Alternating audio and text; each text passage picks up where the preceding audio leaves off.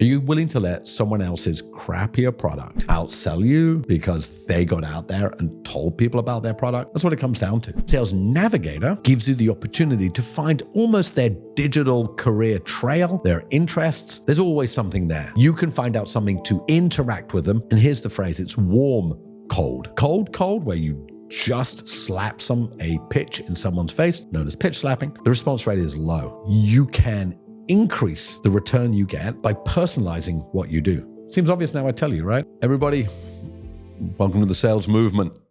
I have put together what I think is going to be, certainly as I have built it, pretty much everything I know about sales. And as I started doing this, I realized that sales is hard for a lot of people. And the reason it feels hard is that you don't know the skills, you don't know the techniques, and you haven't practiced it enough. And this framework around the sales movement is we want everybody to get sales fit. What does that mean? How do you get fit? You understand the techniques and you repeat the actions. Like the gym or like running or like any skill, you have to learn the techniques and then repeat those actions. So here today, we're going to teach you the techniques so that you can then repeat those actions. And that's what this course is right now. This is a sales training course to teach you the high level of the techniques that you're going to need going forward to be amazing at sales. So I really hope you enjoy following along. This is probably about an hour and a half, 2 hours of sales, individual techniques, how to use them, what to do, and we'll jump into it right now. Okay, so first of all, why me? There's a ton of sales trainers out there. We all think we know sales a little bit better, but we'd love to tell you a little bit about why me on this framework. So one of the key things that I found is that I have been in sales for 36 years. As I said at the intro here, getting great at anything is about learning the skills and repeating the actions. So I have repeated a lot of those actions. So as you see on this slide, it's over 25,000 meetings, $75 million of deals sold. Just what that means is it's ingrained in my brain how to do sales, how to work on sales, and how to follow the flow of sales. And that's what you're going to learn here is the flow of sales. Because there were so many things when I started that were not obvious at the beginning. And the minute you see some of the techniques we will show you in here, it's like a light bulb goes off. And that's why some people can do a lot more sales than others. It's because they've learned these techniques repeatedly. So that's me. I also love sales. So I'm going to say you're going to find no one else more energetic and excited by sales. And talking about energy, if you can run further than me, everything I ever do for you is free. Minimum 200K. Let's go. Okay. So this is what I'm going to show you here. This is going to talk, we have 24 chapters, and you can jump through to these different chapters, but I really encourage you to follow along each of these because we're going to build up how to start, how to think about it, how to put the tools in place, and then how to go after that. Okay, let's have a look at the chapters. You can look through here, but I start at the beginning. How do we get started? What are the actions? What are the tools? How do we put these in place? How do we think about it? Because in the end of the day, sales is binary. You're either getting deals or you're not. That's one of the things I love about sales is you can really understand what happens at the end. But importantly, don't think about the sale as in, oh, great, I will earn X thousand dollars. The process and how good you are at the skills and the action will determine how much money you make. Thinking about how much money you make isn't the way to get there. What you have to do is do all of the skills repeatedly. And as you'll see here, we'll take you through branding, sales, also old school, thinking about it. But what should you do every day? What should you do every week? What you should do every month? And how to grow that, how to leverage that, how to think about this in a way that other people are not. Okay, so I hope you're ready. Settle in. This is it. Actually, 25 chapters of sales. Let's go. Let's get started. Okay. One of the biggest obstacles to sales is people planning and thinking about sales. Now, obviously, you're here thinking about sales, but I'd like to think about this as your building blocks to doing. Sales needs actions. You have to send out those emails. You have to have those meetings. You have to post content that attracts eyeballs to you.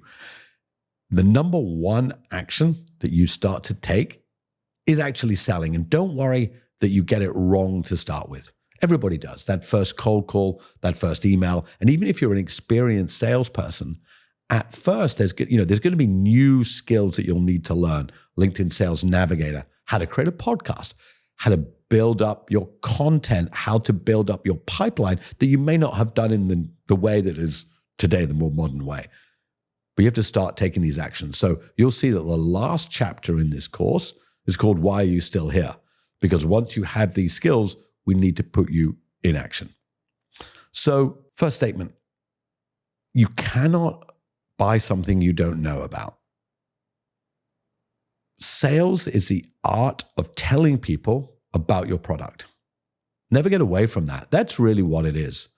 Cold calling, email, meetings, pipeline follow-up. You can't buy something you don't know about. And I meet many startups who make the fatal mistake of building their product, but forget to tell people at scale about their product.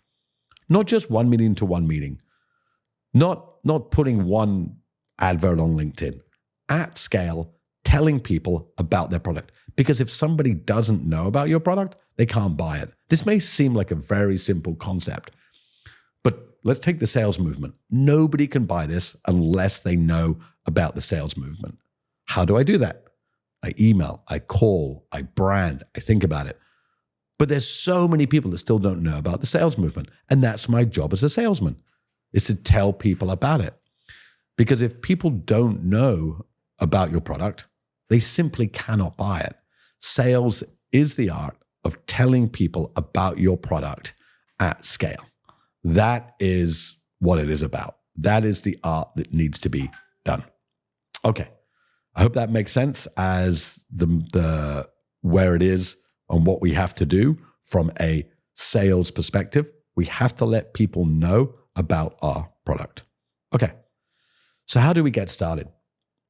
First thing we need to do is to go through a course like this for the first time and really make sure all of these ideas are in your mind, but also to take the actions that are put out here. Like fitness, like the gym, like running, if you're not taking these actions, you're not going to be able to have these skills implanted in your mind. So now, as we think about this, when I'm talking about action and getting started, really think about what value you have to give as well. Sales isn't about just screaming, my product, my product. I just told you that you have to tell people about your product, but to do that, you have to give something first. And this is starting to get into the really fantastic piece about sales. If you just sell, nobody will buy. If you give them some value, what is value? It's a piece of content. It's a bit of advice. It's a bit of your thoughts. It's praise on what they've done. You are making a relationship so you can sell to them. So always think about what you have to give them before you sell them anything. And I'll go through and show you how you can give before you can sell. Because this is never about you. This is never about your product. Anything that you do where you first think about your product or about you before the sale, you're not going to get a deal. It's always about them. Don't think about how to make it easier for you. Don't think about your product. Don't think about you. It's about them. I don't even like the phrase, put yourself in their shoes. What I want to say to you is stop thinking about your product. Stop thinking about your sale. Stop thinking about yourself. It's only about them. So what can you do to make it easier for them to buy?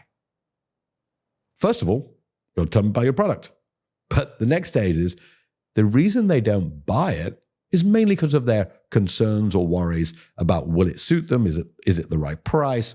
Do they even want the product? Could they choose another one? But if you're only talking about your product at them, how are they meant to think about themselves? This is what I want to do on this course. I really want to reframe your mind.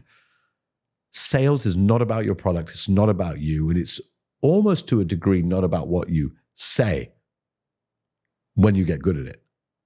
Because it's what the customer says and how you respond to that. This idea that you could have a set pitch or a script and it works for every customer, not the case. You have to be able to think about what they want first and then adapt to that. Okay, so give before you ask. And it's hard because until, for example, I told you that framework of them before you, of not you pitching, it's very hard to understand that subtlety. I'll give you an exact example. Your job as a salesperson is not to tell them about your product. It's to get them to ask you about your product. That's not obvious. What you're doing is you're creating a relationship where you're inquiring as to what they're working on, what their challenges are, what they're thinking about. So, for example, for me, for the sales movement, I want to talk to people about sales. But if I talk about my sales and the sales movement, that's not relevant to them. What is their challenge? What are they working on? What do they find hard in sales? How's their business going? How do sales affect their lives? If once you start to talk to somebody about it, at some point they will say, so how does the sales movement work? That's sales. I use this taxi technique, and I'll drop in little techniques as we go through. In the taxi, when you get in a taxi ride, never be on your phone. Always speak to the taxi driver. And your job is to find out enough about them and give them the opportunity to talk so that at the end of the ride, they turn around, they look at you, or they say something to indicate that they had a good conversation. Because that's sales. That's sales. You sold them a great conversation. Because remember, they're sitting in that taxi all day long. So they're bored. Don't make it transactional. And sales is the same. It's not your job to make it transactional. It's your job to make it a great experience for them to buy your product. But until you think about that, that's not obvious. And that's what I'm going to show you here today. And once you master that, you're going to be in the top few percent of salespeople, I promise you, because almost everyone else is just pitching. And that doesn't work. Okay. And one last thing here before we really dive into it. Are you willing to let someone else's crappier product outsell you because they got out there and told people about their product? That's what it comes down to. Because you need people to look and buy your product if it's the right product for them. And we'll go through this. We don't sell stuff to people who don't want it. We don't cram stuff down people's throats. That's not the long-term game. If you're looking for a course on how to sell anything to anybody, somewhere else. That's not this. But what this is going to motivate you to make sure everybody who could and should know about your product, who could and should use it, gives you the opportunity to listen to them. And if it is the right time, the right place, the right price for them, they will buy your product. And this is different from these hardcore sales. Oh, I can turn anybody's mind. I turn people's minds to buy stuff from me because we listen to them. I've sometimes been called a salesperson that people actually want to talk to. Think about that. If I said to you right now, hey, there's a salesman outside waiting to talk to you. Do you want to talk to them? You're going to say no, right? And that's crazy. That's crazy that our industry has come to a place where people don't want to talk to you because we've sold and we've mismanaged how we do it. Okay. Let's dive into it. It is a combination of telling people about your product, listening to them, and that combination will help you win. Okay. And let's jump in. We'll break you down and we'll give you the skills. Let's take first actions. As we talk about, it is that first action leads to many other. I love the word leads because that's what we're looking for. So what actions do we plan to take? Okay. Each morning, I think about my actions, my sales actions. And if you can see here, have we followed up with our outreach? You know what? Outreach is the ability to tell people about your product at scale, email, LinkedIn, etc. Have I posted on LinkedIn? Again, I'm in the B2B world. If you're not on LinkedIn, you're leaving money on the table. Have I done a newsletter? If it's a weekly task, have I written it? Have I done all of my CRM tasks? We'll talk about CRM. Did we follow up on our calendar from yesterday? Did we check yesterday that all of the clients we spoke to, we did good follow-up? None of these is that complex idea. But if you're not doing them, you're not selling. You know, it's incredible how many people fall away and are not able to sell because they miss these critical everyday tasks. You're going to have to go through this course. So some of these that you should follow up on a sales meeting. But have you scheduled it? Do you have it put in? Have you found a systematic way to ensure? Because following up on sales is one of the critical ways that you need to actually make sales happen. So your first action is to make sure you're taking actions. So I use the number 100 here. Let's start at 1. Have you done a sales action every day? Let's just say you did 1 sales action a day. That's 365. Now, you can do maths. 10 a day is 3,650. Yes, we sell on weekends as well. Every day is a work day. You can rest, but you also work as well. But the point is, are you taking the actions in the right way? So if you don't, you're going to have an empty pipeline and there's no sales there. So let's jump into your first actions. Once you know what you're selling, you're going to find a customer with that problem. If they don't have that problem, don't sell to them because you're wasting your time. As it says on the slide, people are hungry, buy food. If they're bored, they buy Netflix. If they want to go somewhere, they buy a plane ticket. Number 1, you must have a solution to a problem that people are currently facing. We will implement the tools to make sure that you can do this at scale, and your mindset about this has to be right. Let's jump into tools so that you can find which tools are right for you. I started sales a long time ago. My tools were a phone, like an old school phone, a pencil, and shoes, because I was a door-to-door salesman. We called clients from a phone book. We went out to see them. We knocked on their door. We said we were here and we tried to sell them. It works, but it's not scalable. So let's have a look at the tools that we have today. The tools that you have today in B2B, CRM, LinkedIn, email, and content. Let's summarize it there. If you are effectively using those 4 tools and understand them, again, you're in these top few percent. I have been working with startups with the sales movement for over a year now, and I'm going to say the majority are not doing these basics right. If what you take away from this is that you are effective on your CRM, you are regular on LinkedIn, you follow up on your email. And email is, when I say email, I don't just mean cold email outreach.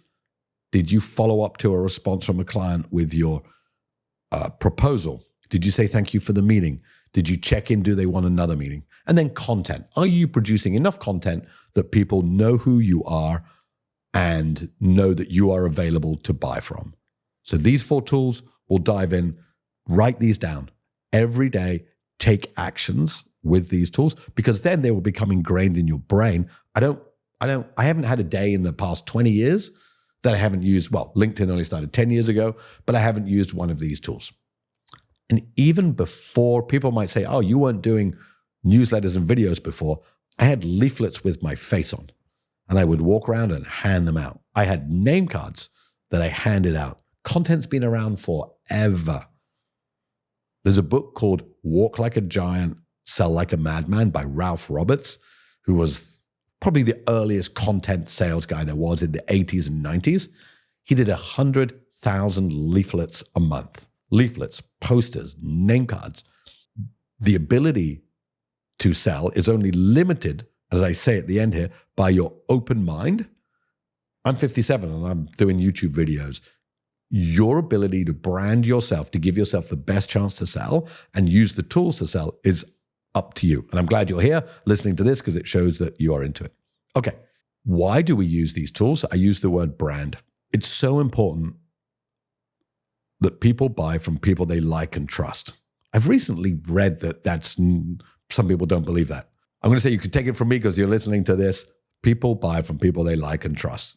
I'm never buying something from somebody I don't like and trust. I might buy a coffee because I don't know the barista dude.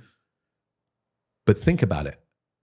If you work at Microsoft, they trust the brand of Microsoft. You yourself, not maybe as important, but still think about it. If your brand, if your likability and the trust people have for you is high, then they're going to increase the chance of buying, and you increase the percentage of your deals closed, and you increase speed to close because they don't have to figure out in their own minds, do we trust this person? So your brand as a salesperson is incredibly important. Whether you're working at the biggest firm, relatively not as important. If you work at, Google, Facebook, whatever, it's easier because people go, oh, wow, you work at Google. Great. You must be awesome. So it steps up. But if you're working at a little company like the sales movement, my job is to brand myself as the salesperson. So how do we think about this? It comes back to what I was just talking about, your CRM, email, LinkedIn, and content. The way that you think about that is your brand, the way you speak about your subject. I speak passionately about sales every day. One day a week I speak about running. That's my own quirk of me. If you can bring that in. Find your niche, speak passionately about it repeatedly. This framework I'm setting up here is so important because if you don't set up this framework, here's what's going to happen.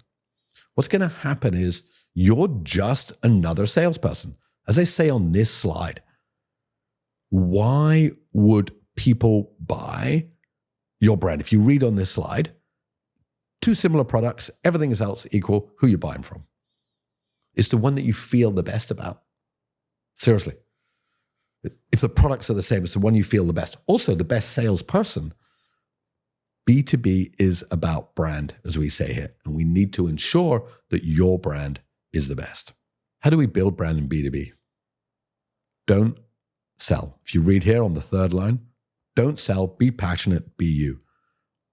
If you don't love what you're selling, it's going to be harder. And I know some people work in jobs they don't love. I often get asked, how do I be authentic? You just be you. I love sales. I talk about sales. People believe me and people buy from me. Particularly if you're a startup founder here, you love your company. Otherwise, you wouldn't be doing it because you're not making the money. Don't overthink your brand. Talk about what you are selling, doing. What is your work? Repeatedly. Don't talk about other areas. I don't talk about politics or anything else on LinkedIn. Of course, I have lots of other views. I love sales and I talk about it. All of this framework, this might seem kind of very high level. Your speed to close, so the time it takes to close a deal, and the percentage likelihood of closing that deal is increased proportionately with the value of your brand.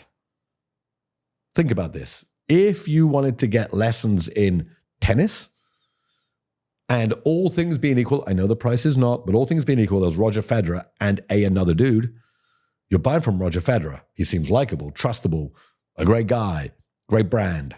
He's thought about that. And I believe that is him. And I'm sure it is. Just seems like a great dude, right? He's repeatedly shown in his actions the same thing.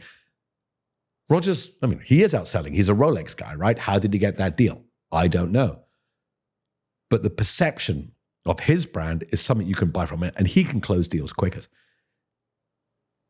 Once you build up this foundation, then people can't take that away from you. You can change product, you can change company, but people know you with that product, right? And it's so important because as I get into the CRM, I'm going to talk to you about how to close quickly. And your brand is part of that. So tell your story. Okay? CRM. Favorite topic. I'm going to say I don't have all day, but I am going to dive into the CRM and we'll go through it. If you're watching this course and you don't have a CRM, I'm going to take a minute and let you read this statement. Doing sales without a CRM is like riding a bike with flat tires. Seriously. You can do it. It's just not very effective. I meet countless startups who don't have a CRM and scratch their head about sales. Customer relationship management. Forget about the software. Your job as a salesperson is to give the greatest possible experience to the end customer. Greatest experience. What does experience create? Relationship. And what is management? It is managing that relationship. If you think about it, it's really MRC. It is managing the relationship with the customer. That makes total sense, right? I sometimes worry people like, CRM is a piece of software. If I said to you, do you think it's important to manage the relationship with your customer? I'm going to say yes. Like it's impossible not. And remember, customer can also be client. Client is somebody that is existing. Customer can be potential customer, client, even prospect. It is managing the relationship with your prospect. You have to get this right. You cannot sell without a CRM because you will not be maximizing the dollars that you're getting. Okay. Score yourself here. If you look through this slide, score yourself as to where you are. And that will guide you as I go through the rest of this here. Do you know what a CRM is? Do you have a CRM? Do you use it? Do you use it properly? Are you proud of it? Does it generate you leads? Do you have one that's used to the best of its ability? And I promise you this, no CRM, no cheddar cheese. Everybody likes cheese. I like cheese. Obviously, cheese means money. Obviously, it's not entirely correct to say that if you don't have a CRM, you can't sell anything, but you are not selling to your potential. And that is for sure. Okay, let's do this. A CRM, as I mentioned, manages the relationship with your customer. Without that, they are not having the best experience. It tells you when to interact with them, when to follow up, what tasks to have, everything you should be managing with your customer. You can use any of the software. I personally prefer HubSpot, but you can use any. Do I get too much of this? Which one should I use? Buy one. They're all CRMs. Because there's only 3 real things you need to do to start. Everything else is a little bit extra. Okay. So, yes, no, CRM. If you don't, you must buy. HubSpot is $20 a month. If you're not selling more than $20 a month, well, that's maybe why you're struggling and you haven't thought about a CRM. If you sell less than $20 a month, yeah, maybe you don't need a CRM. But I think everybody is selling more. You will recoup that money because it will show you where the money is getting away from you. We have to stop money getting away from us. That's what we have to do. Okay. So buy which one? I left this blank. What I'd love you to do, if you watch this course, send me a message. I'm creating a video. I'll send you my HubSpot video. You can see a HubSpot video on how I use that. Obviously, within the sales movement, we drill down every day to how to be absolute pros at CRM. But if you want my tip, buy HubSpot. I'm going through the questions now. A CRM is not automatic. You have to, and I'm going to give you one task to do after this to make sure that you are using HubSpot, using your CRM. I'll just say CRM rather than HubSpot because I don't want people to think if they have Pipedrive or any of the others that they're not using. Here is the one question to answer if you're using your CRM. Are your emails, so the emails that you're sending out to prospects, are they logged? Logged means do they automatically go in the CRM? And are they tracked? Tracked means you can see when the customer opens your email. If you don't have that, you're not actually using your CRM. 2 reasons why. Salespeople are notoriously bad at entering data into the CRM.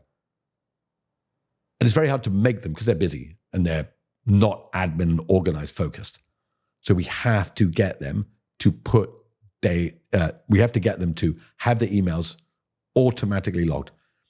You can also do that with WhatsApp. If you're selling on WhatsApp, there's a company called Privier who does WhatsApp CRM because some of the CRMs are not as good, but there's always a way around. You don't blame the software. As a salesperson, if you don't sell, it's only on you. Little rant for the moment. It's not on your boss. It's not on your product. It's not on anything else. If you're not hitting target, it's on you. If the product won't sell, go somewhere else. You as a salesperson have to own that absolute process. Okay.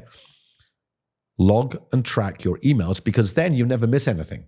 When you log an email, it will say to you, what is the next thing you need to do with this email? And this is where the CRM is the magic. When you log an email, it gives you a task. A task is the next stage of the sales process. This is why I'm going to say you're failing at sales, because you might be killing it at sales. But if you want to kill it at sales, you have to make sure your CRM is dialed in. When you send an email, there is always a next task to do. Always a next task. Because if there's no task, there's no deal. Think about it. If there is, even if they said, call me in 6 months, great. And if they say, don't call me again, fine, then there is no deal. Because a CRM helps to get you to where you want to get to. What you want is either a yes or a no. We don't want a maybe. We want a yes or a no. We don't want a maybe. And you have to work out how to move them to either of those. A no's fine, because it solves a problem of you chasing up without getting them there. So, as you look from this slide, it will understand that your emails are integrated. The other things on this slide are your follow-ups captured. Are you running campaigns? That all only happens if the correct data is in there. Once you've got the data in your CRM, it really is like an extra salesperson, because every lead has a task. A task is follow up to try and get a deal, follow up when they asked, keep in touch, send a newsletter. If they literally unsubscribed and said no, then you move them away. But everyone else is a deal. And the CRM it's like an extra salesperson. It's always looking to see when is the next interaction point. Make sure all of your leads have tasks. Absolutely. Do this.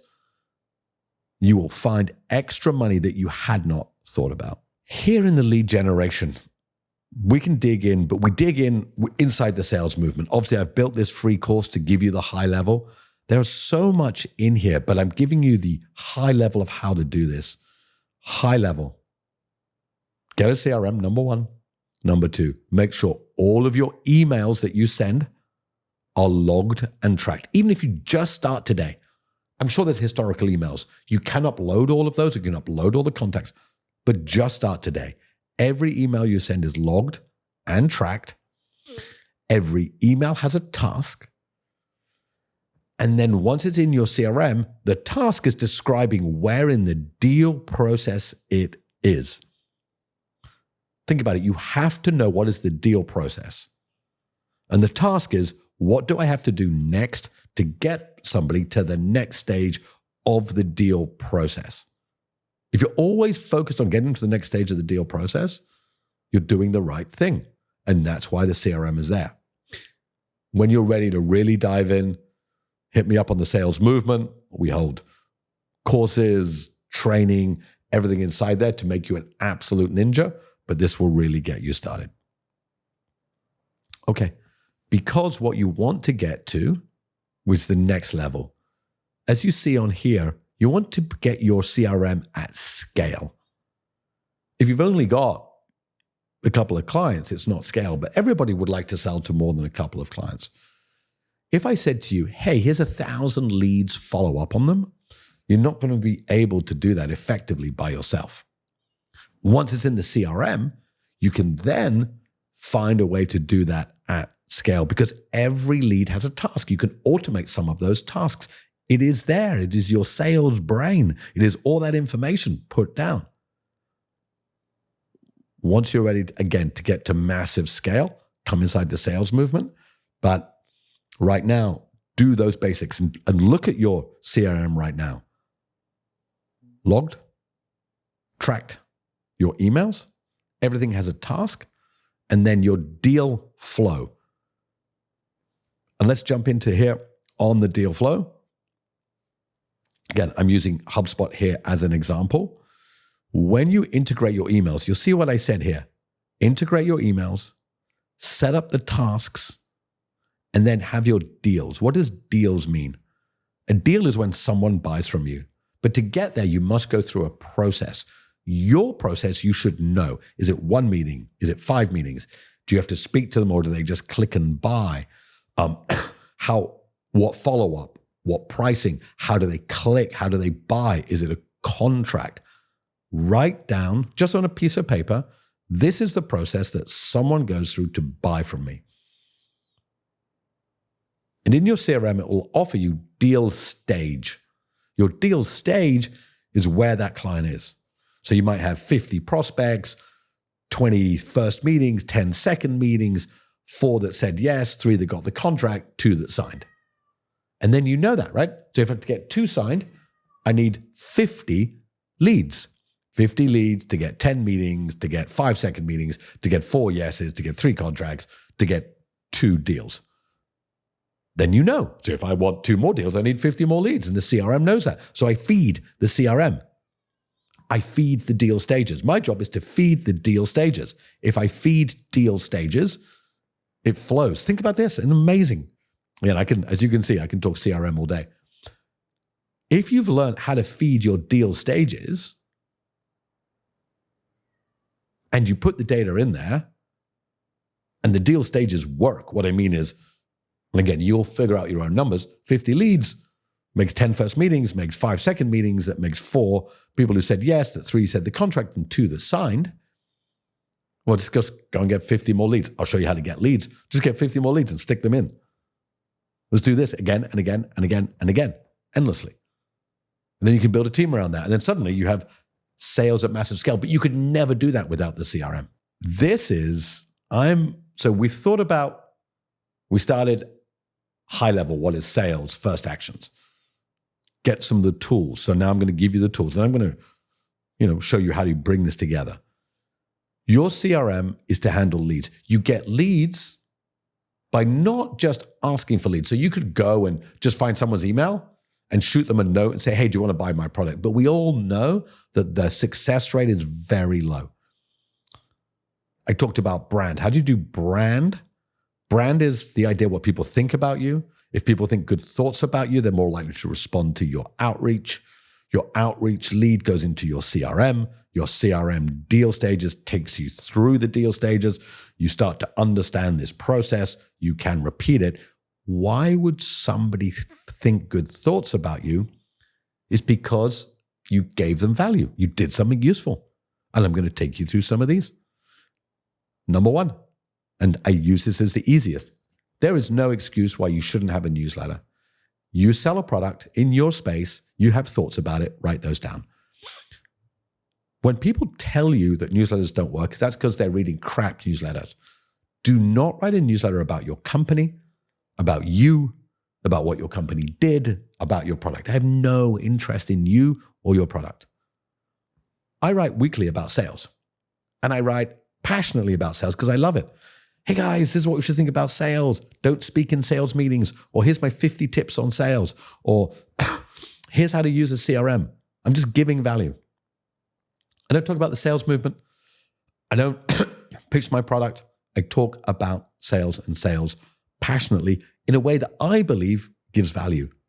Once you do that, and have a look for the one email that you like one newsletter you like every week. Once you do that, you'll be like, oh, it's that. It's short. I can do mine in 20 minutes. You have your CRM. Your names are in the CRM. You could have those names. That's who you send it to. So a newsletter is a way every week or every 2 weeks for you to passionately talk. As we say here, it's about your problem and the subject your business is solving. If somebody's not interested in that, they're not going to buy your product anyway. But if they are, you're telling them all the time that you're there. You are there to solve their problem when they want it to be solved. And remember, a lot of sales is when somebody finally thinks, okay, I need to buy X. So again, let's think about the sales movement because I don't know what you all do. When somebody thinks, I do need sales training. That's right. I saw that video, or I saw that LinkedIn, or I saw that guy Ned talk about it. The more you double down on your ability for people to know who you are, what happens then is that not only when you reach out to them and tell them about it, it's when they're thinking about it and you're not even in the room. What a great sales secret. Imagine you could sell to them when you weren't even there. That you would inside their brain in that subject matter. And I know this might be a disturbing thought for you all listening out here, but my job is to put Ned inside your brain when you think about sales. That's how you sell without even being there. We've got to think about this not as a one-to-one relationship. Every action you take from a sales perspective, like a newsletter here, is putting into somewhere in their brain, when I need to buy that thing, in my case, it's sales. Yeah, it's Ned. Like I hear him a lot. Sure, there's a balance between too much, but don't worry about that. As we talked about earlier, never let someone else's product outsell you because they asked and you didn't. So there's many different ways on the newsletter how to start, and there's many different softwares out there for you to use, but don't let that be a block. Write down what you're passionate about, what you're selling, get it ready to, put it together. In your CRM, you have the leads. The leads will allow you. Now, I'll tell you, there's a company called Beehive. You can use that, Beehiiv. You can jump on that, but just Google newsletter. The only thing stopping you doing a newsletter is you, and it will get you leads. Once you get into the habit of it, it will get you leads. Just to recap, we don't talk about your business. It has to be short, connected to your CRM, ideally every week. It's not vanilla. It's not boring. And if you're not sure where to start, go to Beehive. It's free. Beehive, if you're watching, come sponsor this podcast, this video. All righty. And one last here. Try not to take more than 20 minutes. Whatever you write, remember it can also be LinkedIn quotes, so we're leveraging here. Break up your newsletter. If you don't know what to write on LinkedIn, take paragraphs from here and put it on LinkedIn. And remember, any lead it generates, a newsletter will have inside it a little button that says, if you'd like to learn more, click here. And that will send them to your website or your CRM, where you send them some information or try to generate a meeting. Sales 101. At some point in that newsletter, probably at the bottom, there's just a tiny little button that says, if you'd like to learn more. You've not sold in the newsletter, you gave value. Get started with your newsletter. There isn't an excuse. If you really can't have an excuse, call the sales movement. We help people get started in newsletters. I'll hold your hand and take you through it.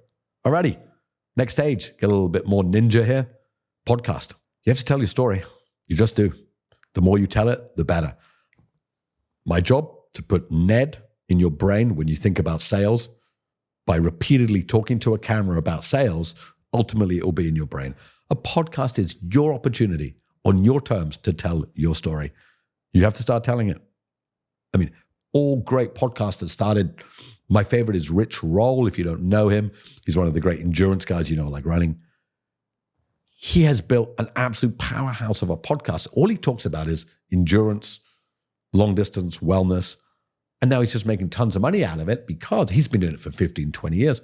But he tells his story repeatedly. Remember? I hope this is not getting too much, but remember what we started about brand? If people like your brand, they will buy from you. How do they know about your brand? They listen to what you have to say, but not pitching, giving value. A podcast is an amazing way to talk about it. How do we start?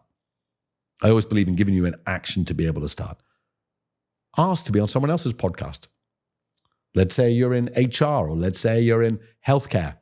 Just Google healthcare podcast and say, hi, I'm fascinated by healthcare. I'd love to be on your show. People will respond to that. That's the best way to start. It gets over the nerves of speaking about it. The next side is, would you want to start your own podcast? If you do, obviously I'm started to come to a level where I have a professional studio and cameras, but I started literally on Zoom and just started recording. With my previous startup, I was in a wealth tech company. I just started recording about that. You have a camera, you have a headset, your camera can be on your computer, and you can just start. As you look to start, the simplest way to learn, as mentioned, ask. Google your subject matter, email the host, get on their show, and when they get on their show, they will give you little clips of you on that show. You can then share them, and people start to perceive that you're on a podcast. Share every piece of whatever that host gave to you, you reshare. Because it's you on a show talking about the subject matter. What I'm trying to make you see here is that these are free opportunities. It doesn't cost basically to set up a podcast. Of course, you can end up paying a lot, like I do these days, for cameras and everything to get better at it. But when you start, ask to be on someone's show, they will share with you. And then as you start to feel more comfortable, you can literally go to a computer, you can use something called Riverside and start to record your own. But take these baby steps to get through it. Okay, people buy from people they like and trust. If in this day and age, ever since the pandemic, we now interact with each other through screens. You have a phone. If you're on LinkedIn and you're listening to this, you have no barrier to entry to create a video of yourself. Because you're watching this, you have a computer, you can create a video. I'm going to assume you have a phone. Sales is storytelling. The more sales you want, the more people have to hear your story. The more you tell your story, the more leads you get. The more leads you get, they come into your CRM. As we talked about, 50 leads to get 10 meetings, to get 5-second meetings, to get 4 going to say yes, to get 3 contracts, to get 2 deals. But every video that somebody sees of you, it improves the likelihood that they will A, talk to you, B, buy from you. I actually can't think of a reason that you wouldn't start putting video as part of your sales. So, how do we do it? You have a phone and you can talk about your subject.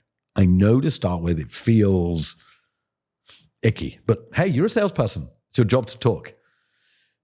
This is like creating extra sales magic around you so that when you finally get to sell, you're not starting from zero. So when I think about myself, when I enter a room now, obviously I have, unless you're 57 as well, and if you are, good on you. If you're older, even better on you.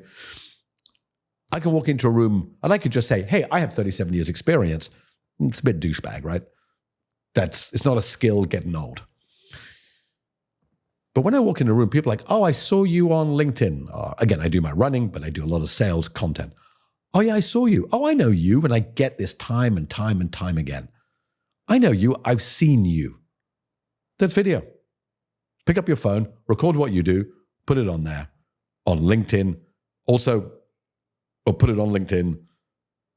But also think about where else you can use video. So video is you telling your story to generate leads. Remember, when you walk in that room and they've seen your video, they're like, I know this guy. You're immediately above the salesperson they walked in who says, hi, my name's John, and they don't know who you are.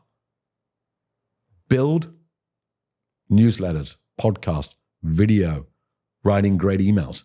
Build these tools around yourself so that when you enter the room for the sale, you're up another level. Go and have a look.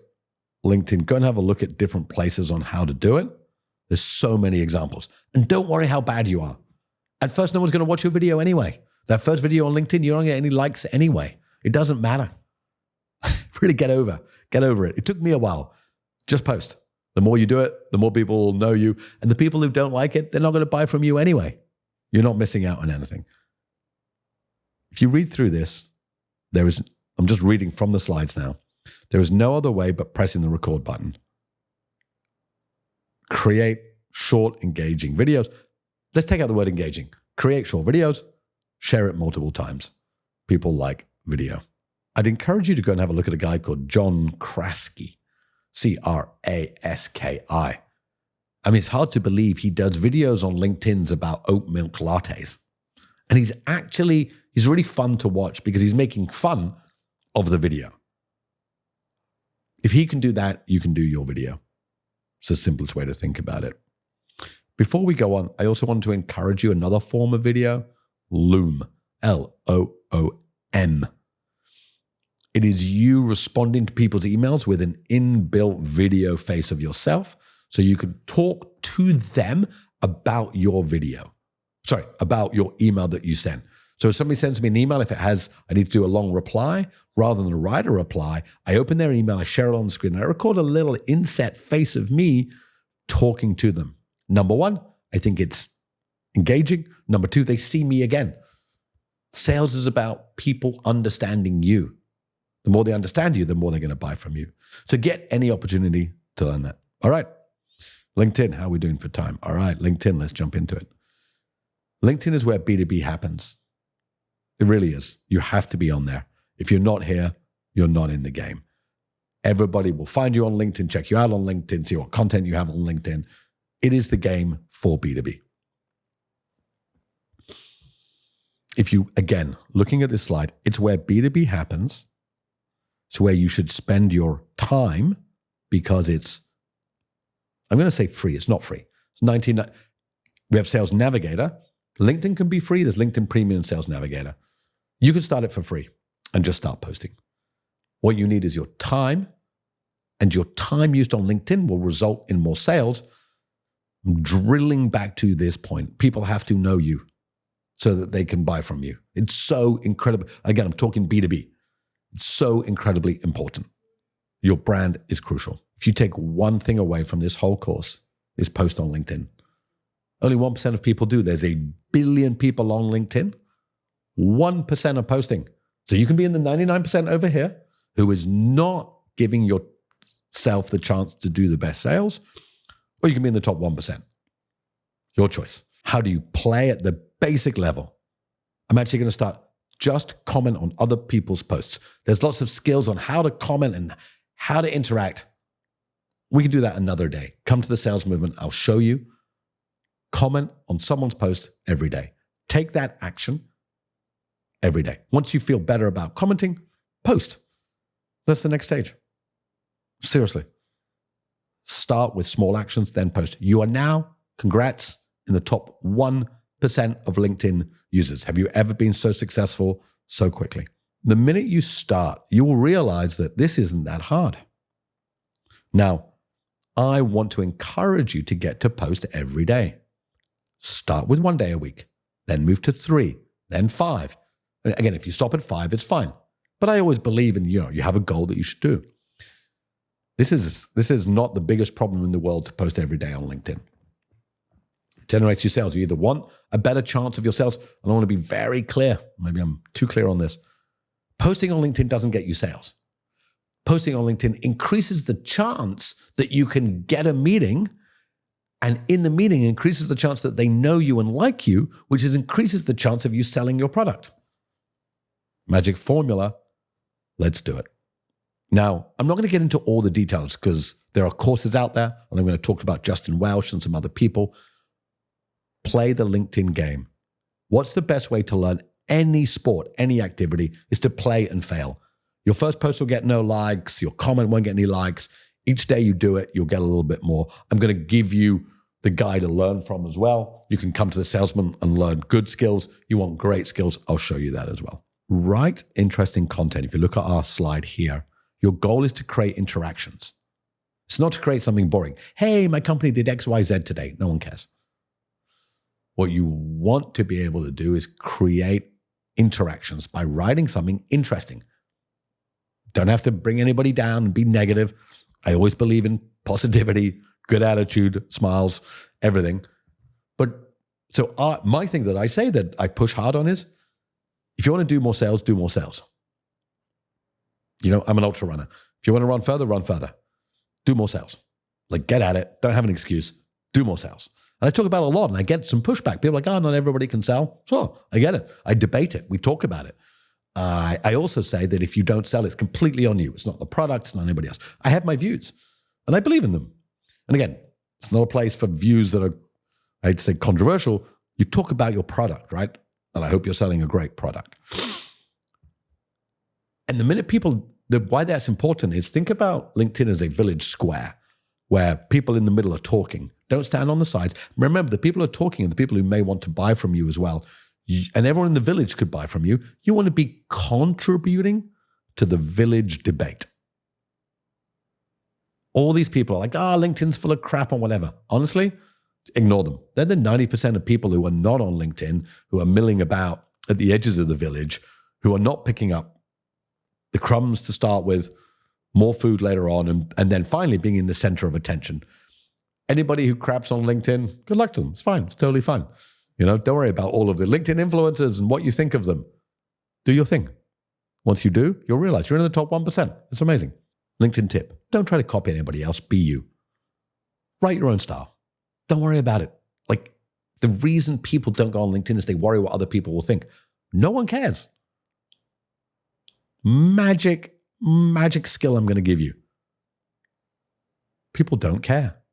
So your skill is, don't worry about them. So I often say I don't care what people think. That's not true. I care what people think. But the only way I can affect what they think is about being a good person.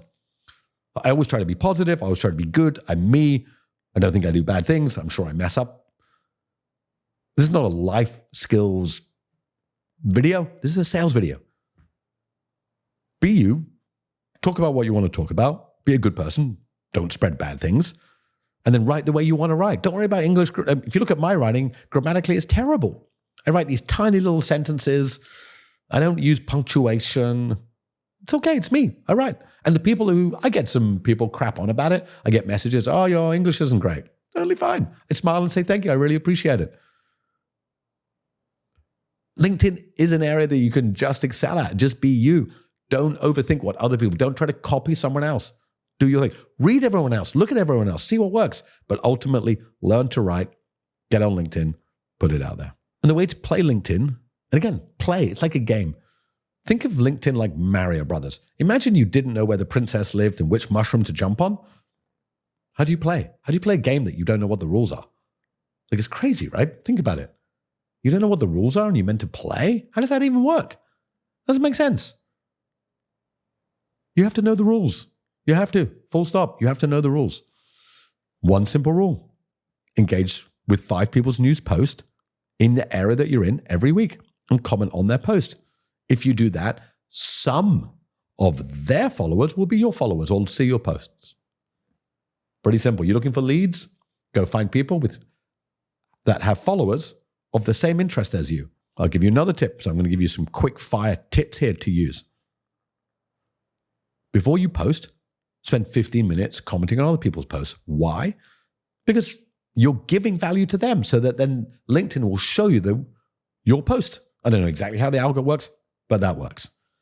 Give, then take. Posting is taking because you're taking people's time.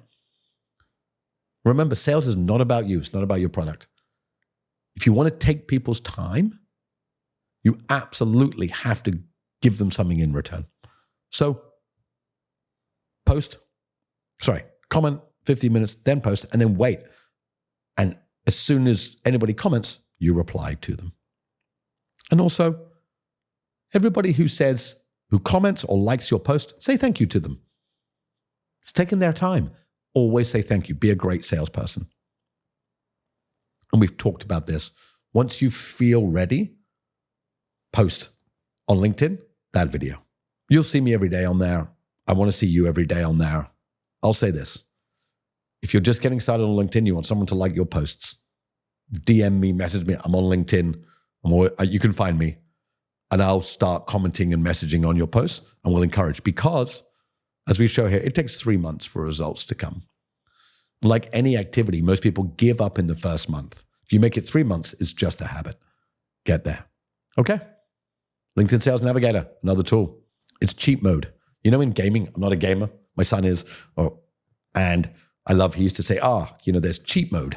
And it's in a good way. I don't like to cheat. I don't mean in a bad way. But you pay $99 a month and you get to access real lead generation on LinkedIn. Think about this. Sales.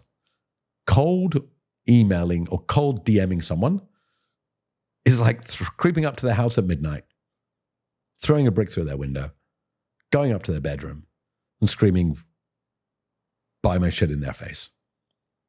It's crazy. Why do you think it will work? You're ambushing people. But Sales Navigator gives you the opportunity to find out something about them. Did they comment?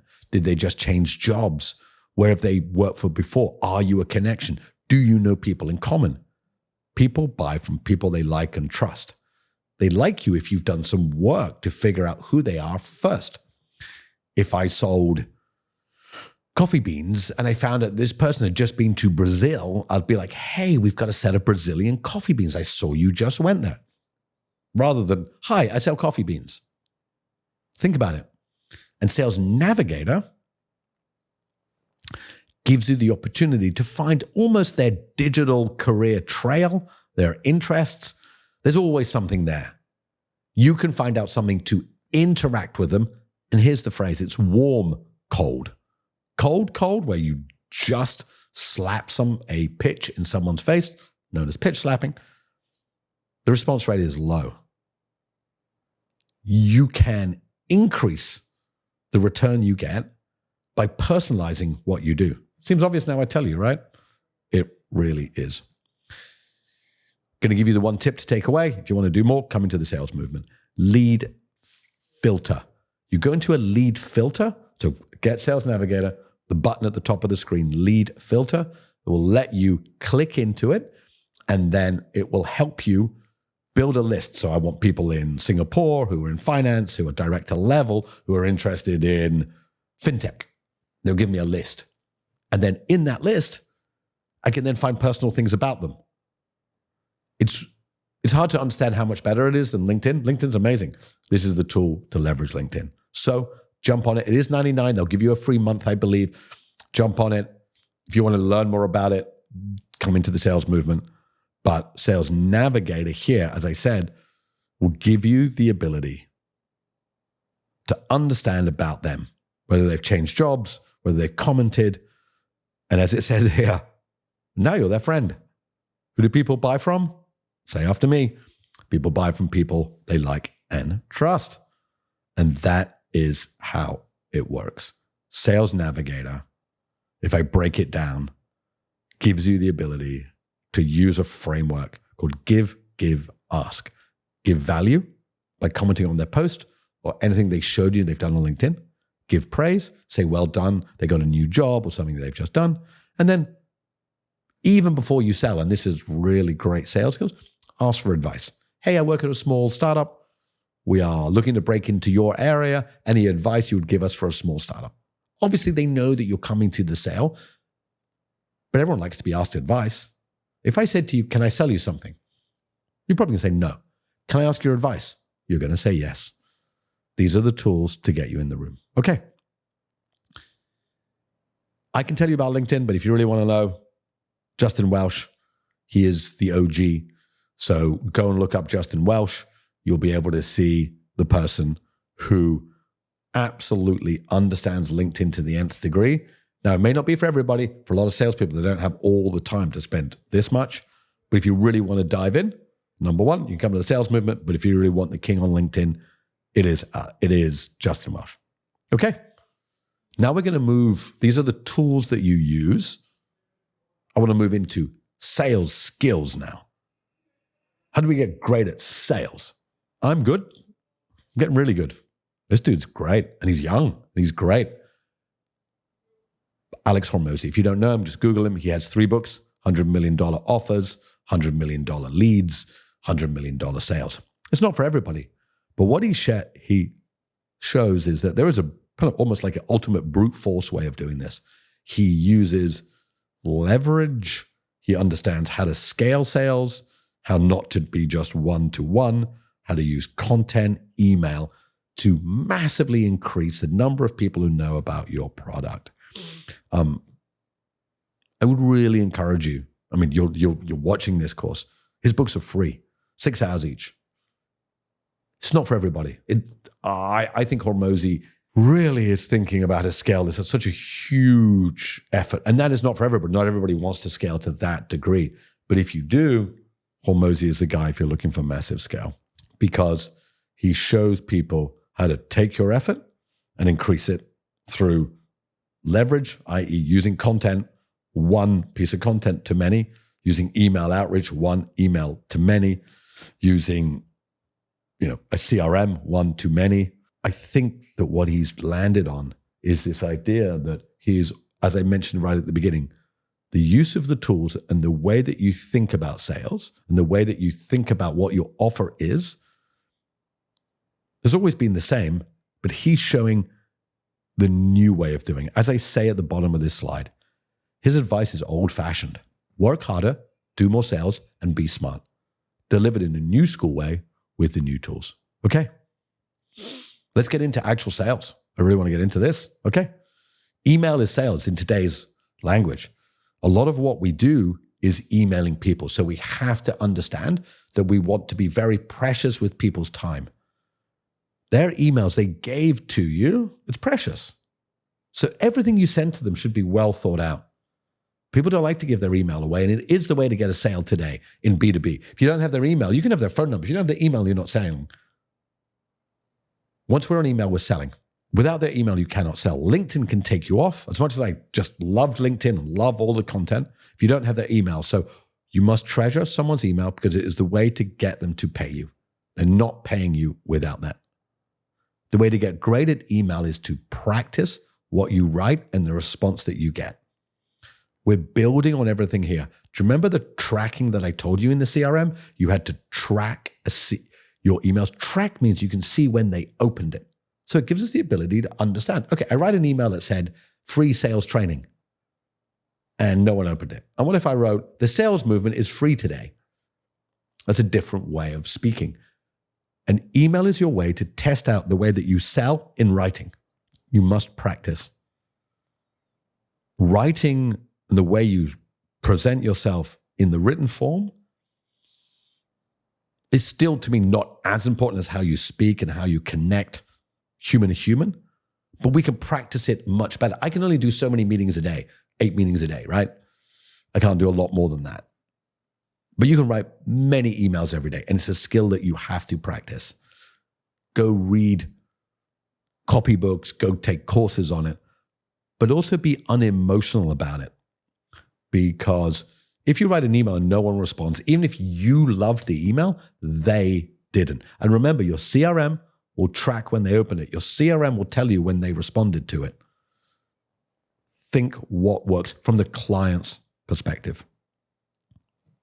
Always test. Don't send the same email or exactly the same email to everybody. Obviously, we do email blasts, but you're selling, you're thinking, what does the customer want? Benefits, not features. What would make them excited? Would you be excited to receive that email? Because once you've perfected it, you can send it at scale. Once you understand it, once you drill down, wow, this piece of copy. So just to give you an example, I write a lot of emails for the sales movement. But when I landed on this, so I said I was a sales coach, sales trainer, sales educator. When I landed on sales fitness, I get you sales fit. Everyone's like, oh, I get that. No, for me, because I run and I sell, it was very natural. And it's called the sales movement. So I'm like, wow, keep sales moving, keep them fit. I'll ask you a question. Do you want to be sales fit? I don't think you're going to say no, right? I mean, you've been watching this video. That was my persistent work in thinking about it, listening, writing it down, trying out emails, seeing what worked. Sales fitness works for me. Write what works for you. Okay. This seems strange in a world that's full of different things. We're all facing relative first world problems here, people. If you're on LinkedIn or you're watching YouTube, you know, this is not real bravery, but sales can be hard. It really can. It can really be hard. People tell you no one responds to your email, you get 100 rejections, things suck. You have to be a little bit brave. And, you know, I'm taking the word in its gentlest format. You have to be a bit brave to put yourself out there day after day after day, getting told no. So I'm going to teach you how to be brave at sales. Number one, no one cares about your content. No one cares what you say.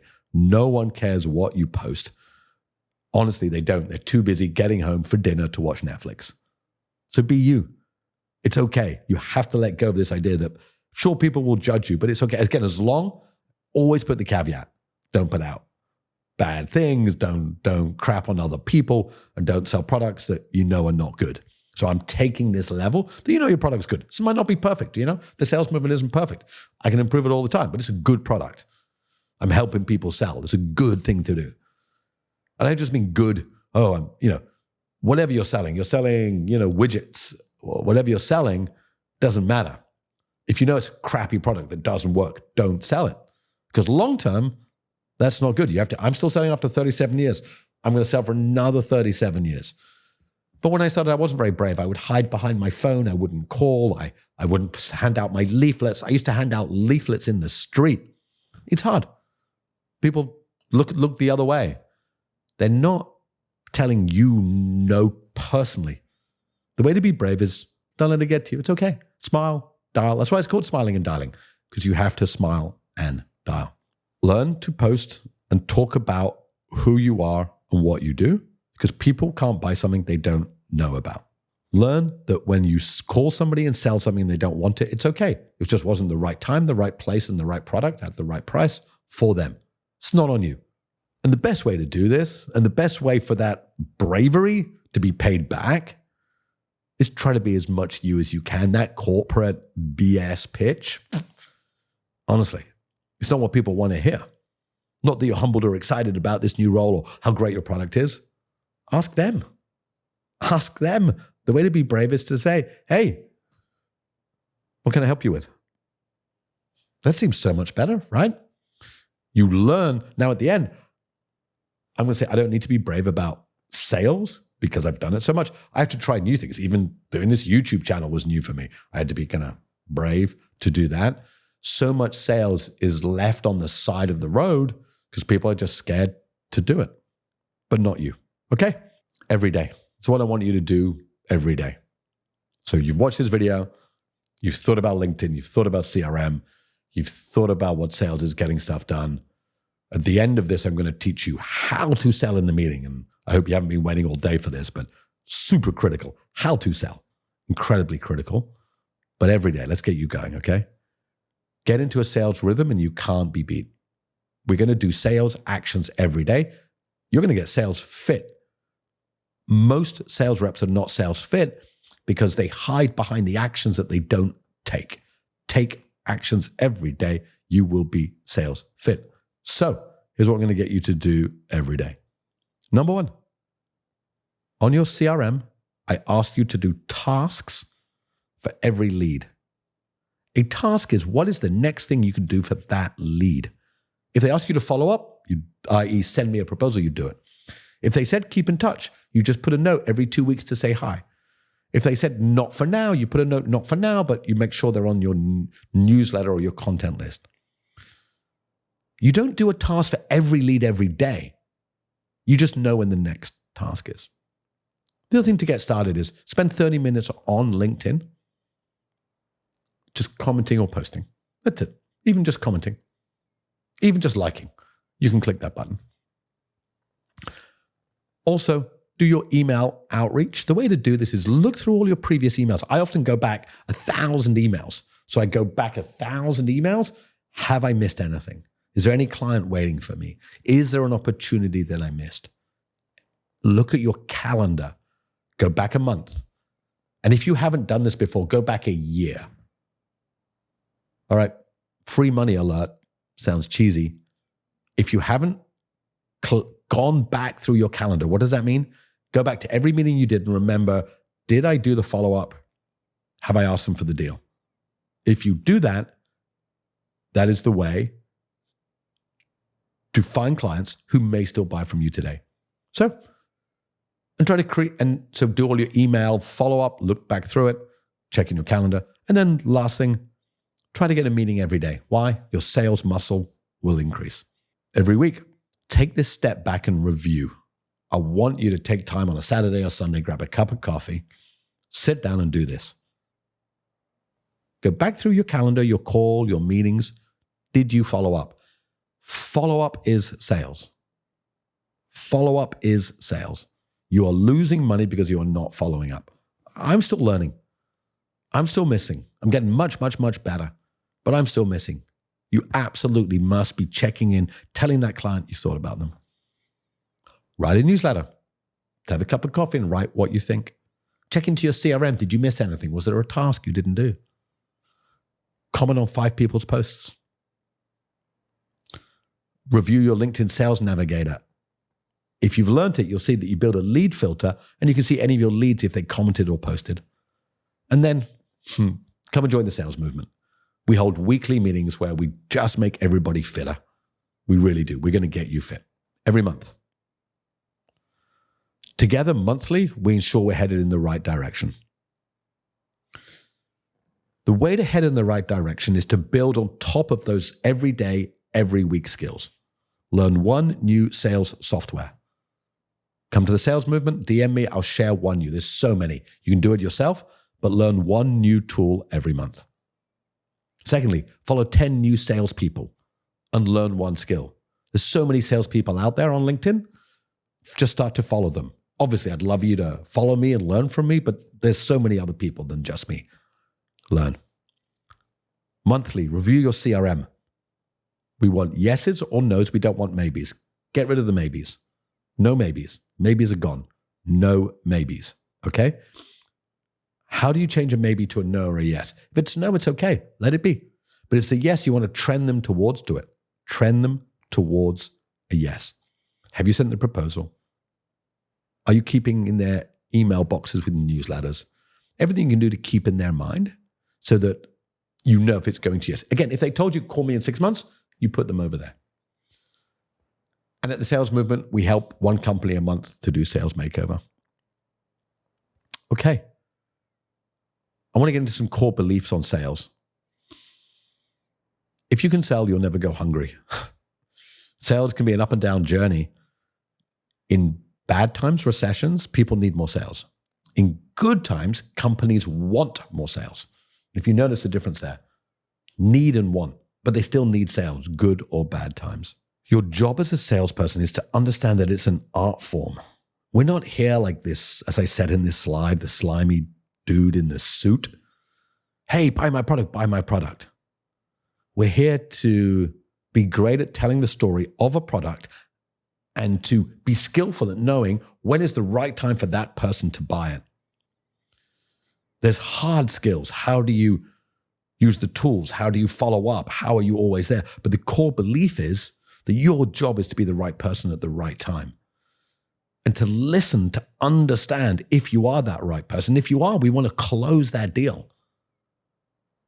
But we're not trying to close a deal for every person at all time. My job as the salesman is to put in your brain this idea that when you think about sales, you think about Ned. Take that for yourself. Your job is to have people think about you for whatever your product is. It's called the sales movement because a prospect in motion stays in motion. You need to know where the client is, not physically, mentally. Where are they on that journey? Are they ready to buy? Are they thinking about you? Are they going on holiday? When are they coming back? Are they thinking about price? Has their boss said yes or no? These jobs are there for you to think about as a salesperson. Remember, it's not about your job is to think about that person. Inside the sales movement, I have a lot of modules on sales meetings, how to guide a meeting, how to take people through a meeting, how to listen. It's incredibly important you understand that process because my core belief is if you know where the client is, you'll know when they're going to buy. If you know when they're going to buy, you can be there at the right time. Everything I've talked about in this video is about you being in their brain at the right time. So then you can sell. You know, my close rate is very high. If you want to have a high close rate, you have to do all this prep work in the background. If you just turn up and start selling your product, people are not going to buy from you. It's not about you. If we look at this slide here, we spend too much time talking about us, talking about our product. Ironic, I know, talking to you here in this video, but sat in the room, it's only me to talk, so this is what it is here. It's not about you. It's not about your product. You suck. And I don't mean you suck in a bad way. But the minute you spend time thinking about, what you have to say, what your product is, it's only about the customer. And how do we know what they want? We listen. We ask the simplest, shortest questions possible, and we listen to their response. And we answer their questions. This is great sales in action. Do you ever watch that show, Whose Line Is It Anyway? Where they take feedback from the audience and they talk in real time. Amazing sales. Imagine how good they would be as salespeople because they listen back to what people are saying to them and they replay it back to them and the audience loves it. This is your job as sales. It's your job to listen to the client and play back to them what they said and then frame your product inside that. If you speak more than 50% of a meeting, it has not been a good meeting for the other person. Listen to them, don't talk to them. Of course you talk, but you listen first. 2 ways to know if they had a great sales meeting, not you, they. Number 1, they spoke more than half the time. Number 2, when you leave the meeting, can you remember 3 things about them? Can you remember 3 things about them that they told you? You have to. You have to be able to remember that. 3 things about them that they told you. Because if you can't, it wasn't a good meeting for them. I've never pitched the same to any client, and you must never either. I'm pitching every time I pitch the sales movement, I pitch the sales movement. But it's completely different every time. It has to be. Think about it. There's only one way to do it. It has to be different every time. Learn to sell by listening. Don't sell by selling. Let it sit with you for a minute. You don't sell by selling. You sell by listening. Listen to what they say and then frame you around them, not the other way around. It's not for them to conform to your pitch. It's not them to conform to you. It's you to conform to them. And again, I don't mean you say yes to what they want. If you don't have it, you say no. But they're there for them, not for you. Okay. New school. This comes back to what we talked about from the whole Mosey point of view. There are so many ways now to sell with content, with software that lets you leverage, with CRM, with LinkedIn. Alex Hormozy is doing up to 10,000 leads a day across all of his businesses. That was not possible before. I would love you to look at his $100 million leads, how he generates these leads, $100 million sales. I used to walk on the streets, knock on doors. Yellow Pages, if you don't know what they were, was a phone book. If you're younger, this is all going to be obvious, but for some of my audience who are over 40 or 50, you must try to get into this understanding that the tools are there to leverage. You can still be personal one-to-one, as I just talked about listening, but you must use the tools. CRM, LinkedIn, email, and content. Say it again. CRM, LinkedIn, email, and content. You use all of those, you're playing new school.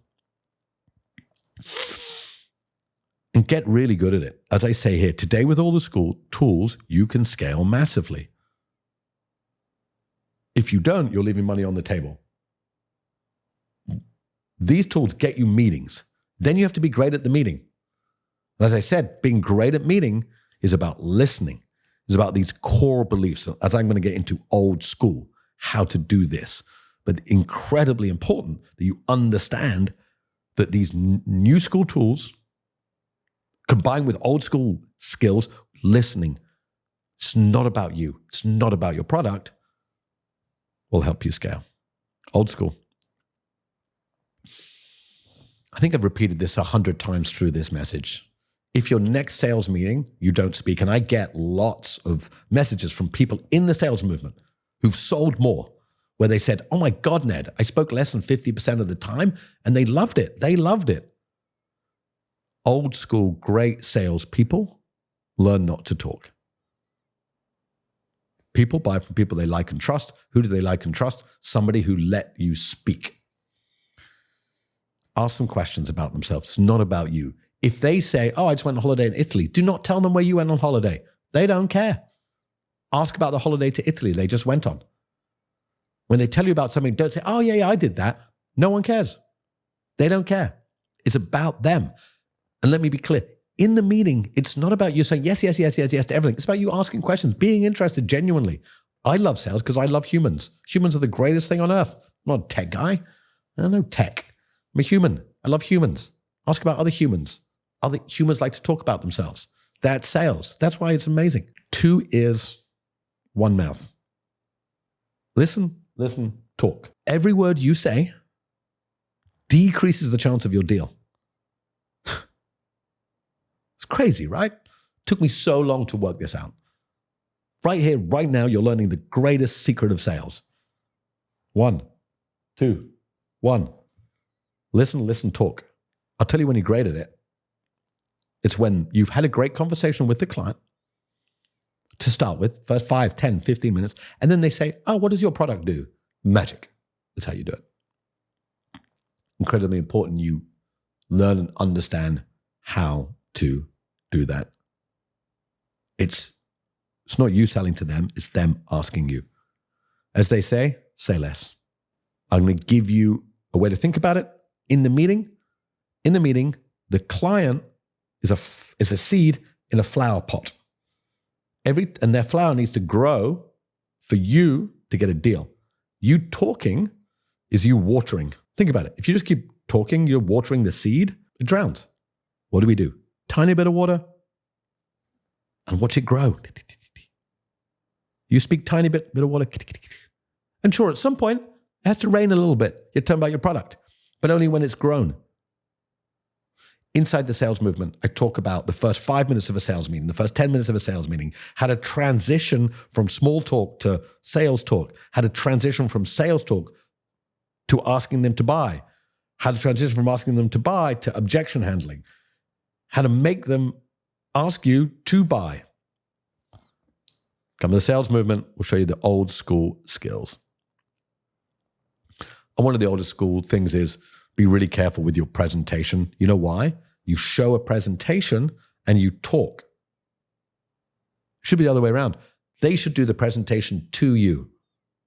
If you have a demo, let them do it. If you have a presentation, let them present it. I know that seems crazy and it's very hard. Or don't have a presentation. Be very careful about opening a presentation and talking to them about it. It doesn't work. Coming to the end now, I really hope this has helped. So much more in the sales movement. Going to be producing a ton of videos, but also if you want to join the sales movement, really strong community of people learning to be great at sales. A few key takeaways, and then we'll wrap up. I super appreciate you watching this. How to be a dentist. You can read it here. As a salesperson, I should only be doing sales 8 meetings a day. Everything around that, as I've talked about, my CRM, my newsletter, if I have the ability, I should have someone do that for me. As you can read here, when you go to the dentist, there's a receptionist, there's a dental hygienist, and the dentist does the dentist work. If you have the ability to build that around you, so all you do is meetings every day, all day, you're in the best position to do great sales. Think about it this way. If you read this slide, I'll give you a minute. Just read this, because this means you'll get the best sales return you can. Sales is like being a dentist. Only do sales work. I've had a team around me for 20 years now. I can't imagine working without it. Obviously, I'm working at a pretty high level in sales. Even as you start, even if it's an automation tool to handle some tasks for you, but when you start to scale, build a team around you. There's different ways to do this to start with. You can get a virtual assistant. You can use some of the software tools. Even as I wrote this a few months ago, AI agents now are getting incredibly good.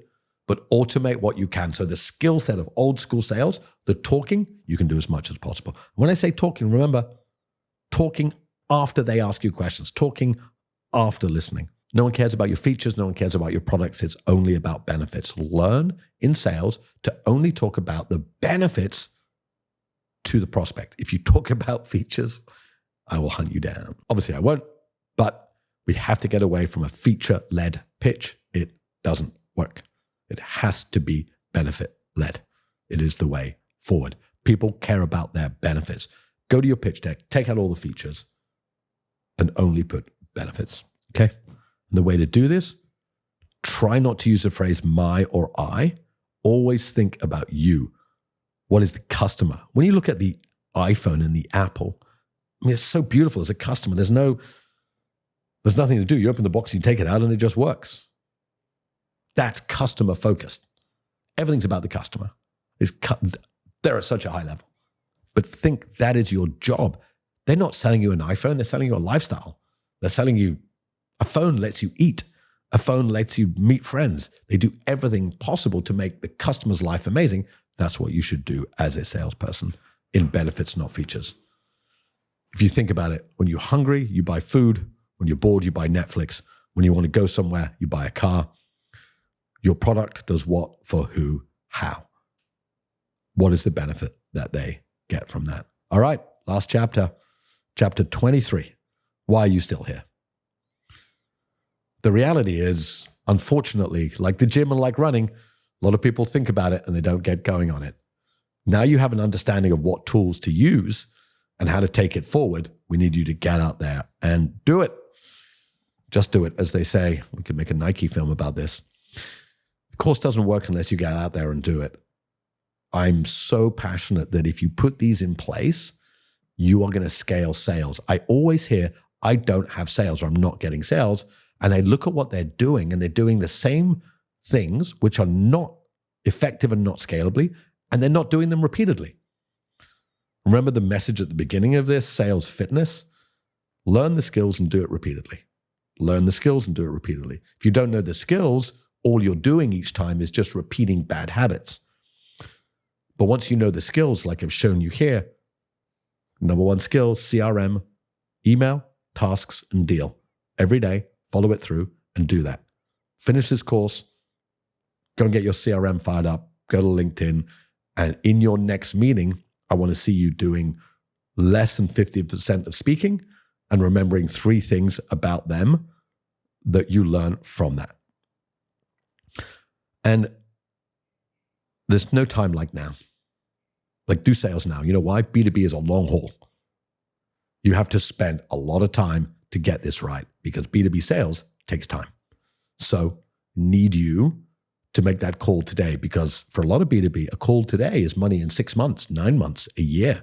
But if you don't make that call, if you don't do that post, if you don't get going, these actions that we talk about, so literally close the video, go to your CRM. If you don't have one, buy one. If you don't comment on LinkedIn, comment on LinkedIn. If you haven't recorded your sales meeting and listened to 50% of the time, record your next sales meeting. Fill up your pipeline, learn how to do it properly, and repeated actions. Because you want to be great at sales, you have to do it repeatedly. Massive thanks for watching this. Really appreciate it. Obviously, this is the starter kit. If you want to get really amazing at sales, and I don't believe in hitting targets. I know that sounds a crazy way to finish. The targets stop you. Because if I have $1 million target this year, what happens? Do I stop when I get to $1 million? Don't play results. Play the process. Spend all your time on the process of sales, because every second you spend on the process, now that you know it, now that you've got the secrets, increases the chance of you making success. And when you're ready, come to the sales movement and we'll turn you into one of the best salespeople you can be. Thank you everybody for watching. I massively appreciate it. Get out there and sell.